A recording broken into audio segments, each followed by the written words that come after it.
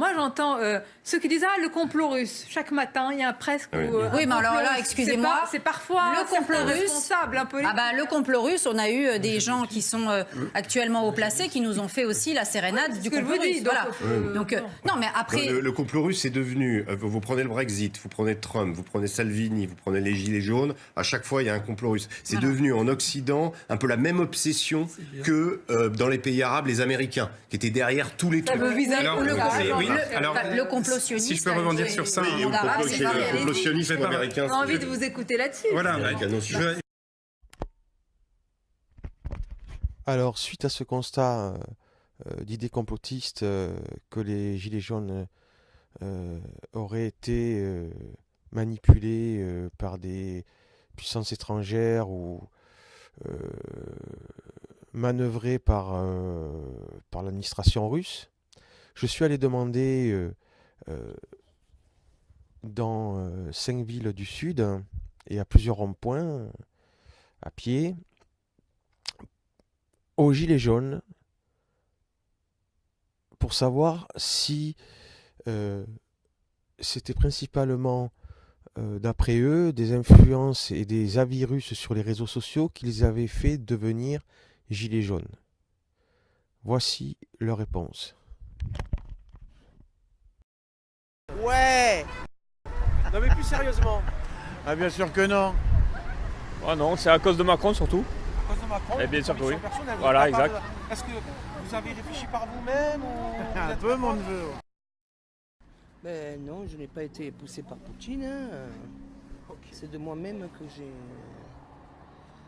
j'ai fait le mouvement. Ok. Merci. Non. Non, c'est par ma propre conviction. Moi aussi, par ma propre conviction. Un peu c'est Benoît les révolutionnaires, mais bon. Non, c'est eux qui font les cyclones là. Mais c'est quoi ce Beans? Non, vous n'avez pas été. Non, pas du tout. Ah ben bien sûr que non, c'est n'importe quoi. Il n'y a pas que le russe qui savent faire les choses. Le français et le petit français, c'est... Apparemment, pour l'instant, là encore, au Vigan, c'est comme ailleurs, on dit non. Vous avez été influencé pour devenir gilet jaune par les Russes, par Poutine? Ça va pas, non. On n'a pas besoin d'eux pour ça. Du tout. Non, pas du tout. Poutine, j'ai pas de contact avec lui, j'ai pas de téléphone rouge. Ah.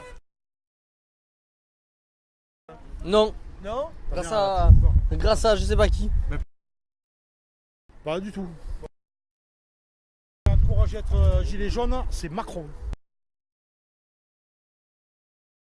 C'est une manière comme une autre de détourner, je pense, le réel sens du mouvement. On a vu aussi que de toute manière, Trump, par exemple, était très capable par lui-même de retirer la couverture vers lui. Mais je pense effectivement que c'est une manière de dire que les gens qui sont gilets jaunes ne sont pas suffisamment intelligents pour savoir eux-mêmes pourquoi ils se battent et que on essaye, voilà. Pour moi, c'est juste un feu d'illusion. C'est insultant un petit peu, non, par rapport à votre volonté et votre intelligence, c'est-à-dire que vous ne seriez pas capable de réfléchir. Insultant, oui, étonnant, non, parce que c'est quand même la base du gouvernement depuis le début et on n'a qu'à voir la déclaration de cette personne-là de La République En Marche qui nous expliquait qu'il était trop intelligent pour qu'on puisse comprendre ce qu'il faisait réellement. C'est d'ailleurs ce que dit aussi Macron depuis le début en parlant de pédagogie à chacun de ses discours, en insistant bien sur le fait qu'il va falloir faire de la pédagogie comme si on était des enfants incapables de comprendre ce qu'il dit. Moi je comprends très bien que quand il me parle de taxe carbone, il n'y a que 19% qui sont fléchés vers la transition écologique et que c'est donc tout simplement insupportable de nous parler de transition écologique alors que 81% sont redirigés vers les poches de l'État. Tout simplement. Vous, madame ? Absolument rien à rajouter. Ouais, c'était extrêmement bien dit. Non. Ils revendiquent leur bien, c'est tout. Hein. Les Russes, ils sont il y a des gros. Nous, on est en France. Absolument pas, non. Poutine ne m'a pas appelé personnellement. Le 17, je suis parti sur le rond-point parce qu'il était question de rond-point. Je suis parti sur le rond-point sans savoir qui, quoi, comment. Dès le 17, j'ai passé le 18 et puis j'en ai fait d'autres. Oui, on réfléchit entre nous. Non, on n'a pas besoin des Russes pour réfléchir. Hein. Non. Non. Voilà. Non. Je parle pas russe. On n'est pas communiste non plus. Donc vous êtes allé de vous-même Oui. en ayant réfléchi sur les les problèmes sociétaux vous-même et c'est Oui, ce qui vous a fait... je pense que tous les Français, ils y pensent depuis pas mal d'années. Il fallait qu'il y ait un mouvement qui se débloque et puis on a suivi parce qu'il était temps de le faire. Quoi. Donc qu'est-ce que vous répondrez à M. comme d'autres qui... Déjà, on va dire qu'on n'est pas d'accord avec ça. On n'est pas d'accord avec ça, on aimerait avoir les sources de cette information. D'où il tient les infos là-dessus. Alors, les Russes, hein? Ouais. Ah ben oui, mais quand tu me le dis... Oh non, moi...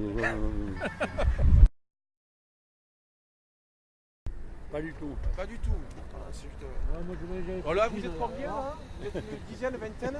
Tout le monde n'a pas l'air d'avoir été manipulé pour les Russes. Pas du tout. Pas du tout. Pour s'engager. On ne parle pas russe, nous. On l'a fait nous-mêmes. Les gens ne sont pas contre l'Europe. Les gens, ils sont contre une Europe inégalitaire qui pousse les gens à une guerre économique, qui tue des gens. Une guerre économique, vous ne voulez pas forcément avec d'autres pays européens, quoi. Ben non, voilà. On met pour toutes les entreprises dans toute l'Europe les taxes pour toutes les entreprises à 30%, par exemple. On fait une égalité d'assurance chômage dans toute l'Europe. Une égalité d'assurance maladie dans toute l'Europe. Vous êtes pour la convergence fiscale, donc, pour pas qu'il y ait une concurrence déloyale. Eh bien sûr, voilà. C'est pervers de dire on ouvre les frontières, libre concurrence, sans aucune restriction. Et puis après, ceux qui survivent, tant mieux pour eux, et ceux qui meurent, tant pis pour eux. Vous voulez dire par exemple comme l'Irlande utilise le fait des autres pays européens d'avoir une fiscalité moindre pour que toutes les entreprises européennes aillent chez eux. C'est ça, c'est une guerre fiscale. Voilà. Et par conséquent, c'est une inégalité. On ne peut pas faire une Europe inégalitaire, ou sinon l'Europe ne peut pas exister. Donc, est-ce que tout ça, c'est pour vous, ce que vous êtes en train de dire, vous pouvez imaginer une seule seconde que ça a été influencé, votre volonté, votre intelligence, votre conscience de tout ce que vous avez dit, qui est très cohérent, a été instigé par les Russes? Sûrement pas, non. Non. Oh, okay. Merci beaucoup.